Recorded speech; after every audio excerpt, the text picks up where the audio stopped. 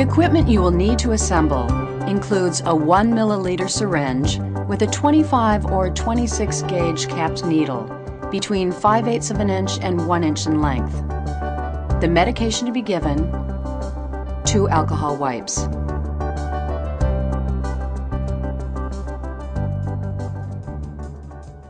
Carefully wash and dry your hands.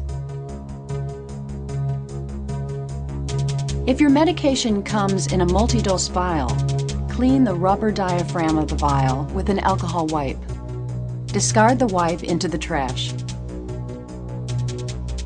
Remove the cap from the needle. Pull down the plunger of the needle until the syringe contains the same volume of air as the medication you're going to give. Hold the vial upside down at eye level. Without touching the needle, insert it through the diaphragm of the vial. Keep the tip of the needle below the level of the medication in the vial. Depress the plunger to inject the air into the vial. Slowly pull down on the plunger to take into the syringe the amount of medication prescribed for you. Pull the needle out of the vial.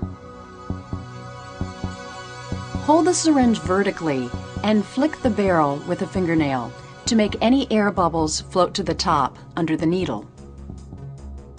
Carefully depress the plunger to push out the air until the first drop of medication comes out of the bevel of the needle.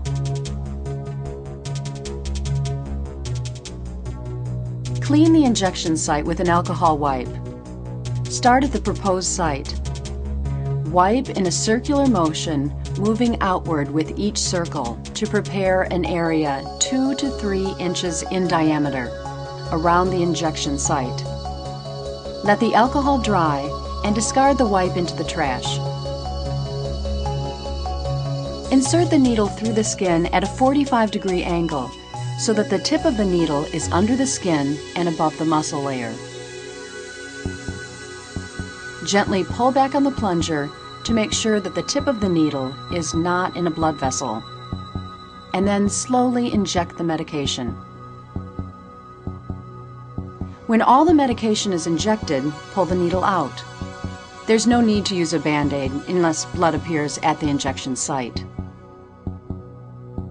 Discard the syringe and attached needle into your puncture-proof sharps container. Do not recap the needle.